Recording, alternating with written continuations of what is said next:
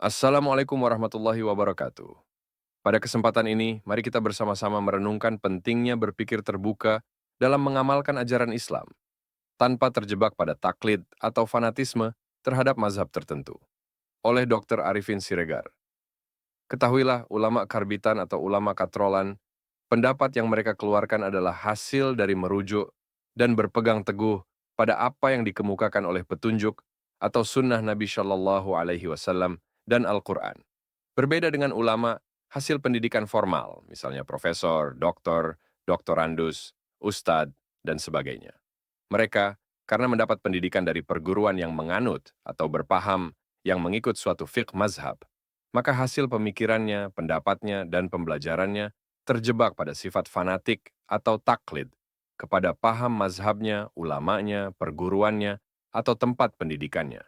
Karena perguruannya memaksakan atau menanamkan kepada muridnya filosofi bahwa tidak mungkin mazhabnya atau ulamanya salah, dan menentukan orientasi pemikirannya harus membenarkan dan ditentukan oleh mazhabnya, tidak boleh, dan dilarang rujukannya menggunakan pendapat yang keluar dari mazhabnya atau ulamanya, sehingga menimbulkan sifat fanatik, taklid, dan kultus individu kepada paham mazhabnya, ulamanya, atau perguruannya. Sebaliknya, mereka ulama hasil katrolan atau karbitan. Mereka belajar dengan fiqh sunnah, yang dimana mereka membaca atau membeli kitab-kitab dari fiqh sunnah, yang orientasinya wajib mengikut Al-Quran dan sunnah Nabi Shallallahu Alaihi Wasallam, dan bebas membaca, serta membandingkan dengan pendapat yang orientasinya fiqh mazhab.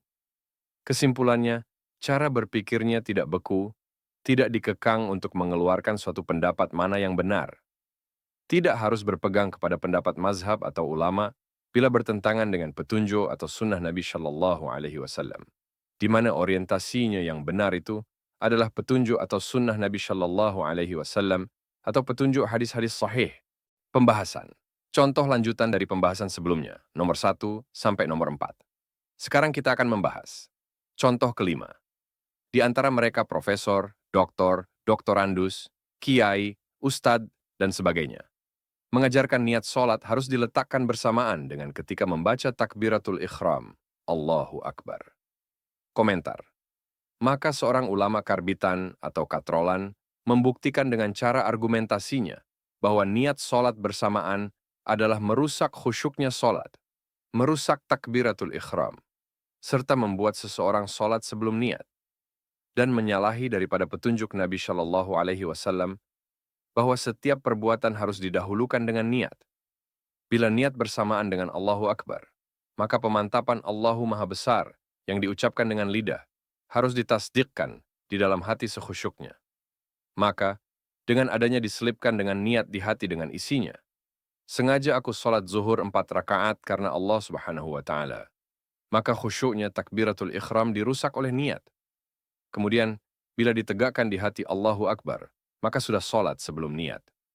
Kemudian, adalah mengenai cara-cara peletakan niat pada ibadah lain yang diajarkan Nabi Shallallahu Alaihi Wasallam. Misalnya adalah puasa, maka dimulai niatnya sebelum imsak.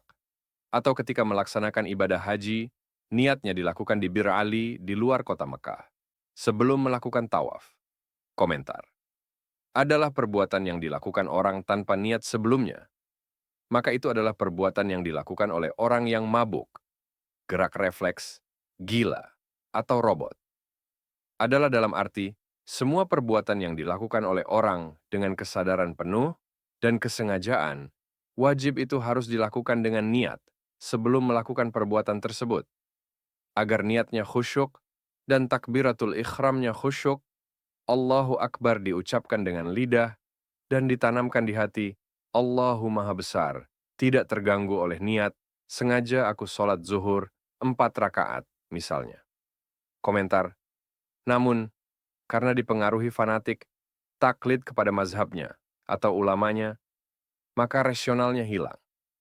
Meskipun sudah merusak petunjuk atau sunnah Nabi Shallallahu Alaihi Wasallam. Komentar.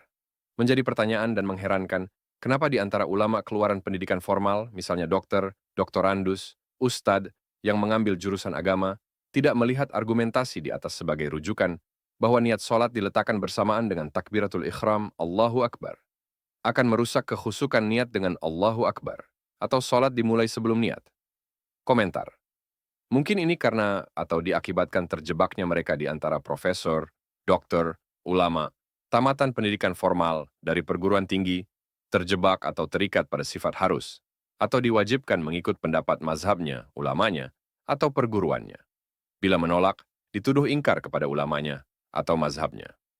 Contoh keenam, menjadi kenyataan terbukti di antara mereka ulama hasil pendidikan formal dari perguruan tinggi, misalnya profesor, doktor, doktorandus, kiai, ustadz, dan lain sebagainya. Membenarkan atau melakukan sholat qabliyah Jumat pada ketika melakukan sholat Jumat. Dan bila dilakukan pembahasan, mereka menganggap itu benar. Maka, untuk membuktikan bahwa sholat qabliyah Jumat itu adalah ibadah yang salah dan tidak pernah dilakukan oleh Nabi Shallallahu Alaihi Wasallam, maka seorang ulama karbitan atau katrolan mencoba membuktikan bahwa sholat qabliyah Jumat itu bukan ajaran Nabi Shallallahu Alaihi Wasallam. Ketahuilah, yang dinamakan sholat qabliyah dari suatu sholat adalah sholat sunat yang dilakukan sesudah adzan dan sebelum iqamah, qomat. Maka, di antara mereka yang bergelar profesor, doktor, doktorandus, kiai, ustadz, dan lainnya, setelah masuk waktu sholat Jumat, melakukan adzan pertama. Kemudian diikuti dengan melakukan sholat sunat 2 rakaat yang mereka anggap itu sebagai sholat qabliyah Jumat. Kemudian, baru khatib naik ke mimbar, mengucapkan salam, dan duduk, diikuti dengan adzan kedua, dikumandangkan. Setelah selesai, maka khatib berdiri memulai khutbahnya.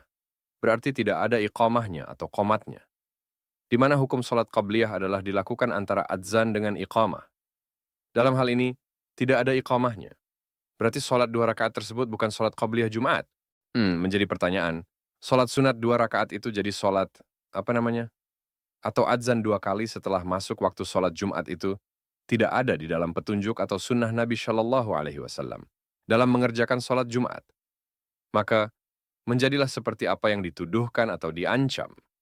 Nabi Shallallahu Alaihi Wasallam, sholat qabliyah yang dilakukan itu adalah perbuatan bid'ah, sesat, dan di neraka.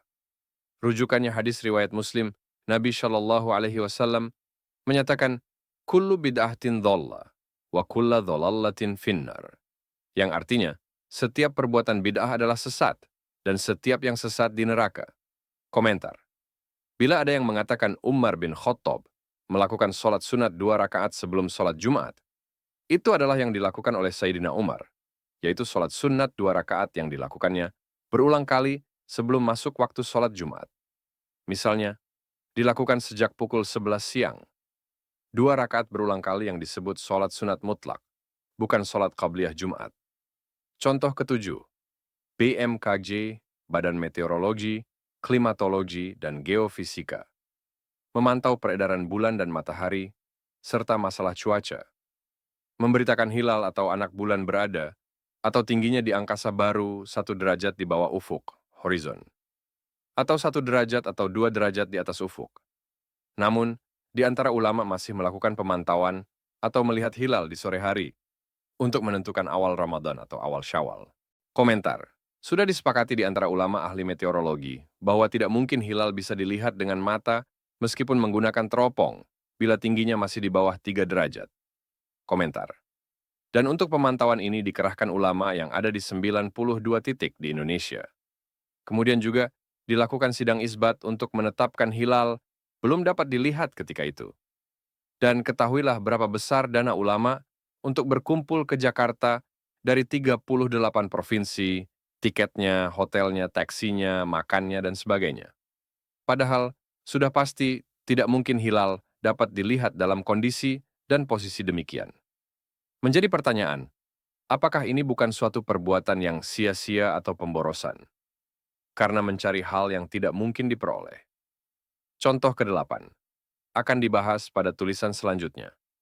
Sebagai penutup, marilah kita senantiasa berusaha untuk menegakkan ajaran-ajaran yang benar sesuai dengan petunjuk Al-Quran dan Sunnah Nabi Muhammad Shallallahu Alaihi Wasallam. Semoga kita bisa menjadi pribadi yang selalu mengedepankan kebenaran, menuntut ilmu dengan ikhlas, dan tidak terjebak pada taklid yang berlebihan. Allah Subhanahu wa Ta'ala selalu memberi petunjuk kepada hamba-Nya yang sungguh-sungguh mencari kebaikan. Mari kita amalkan ilmu yang bermanfaat untuk kehidupan yang lebih baik. Semoga bermanfaat, dan jangan lupa untuk subscribe, like, komen, dan share video ini, serta nyalakan lonceng notifikasinya agar tidak ketinggalan update terbaru. Wassalamualaikum warahmatullahi wabarakatuh.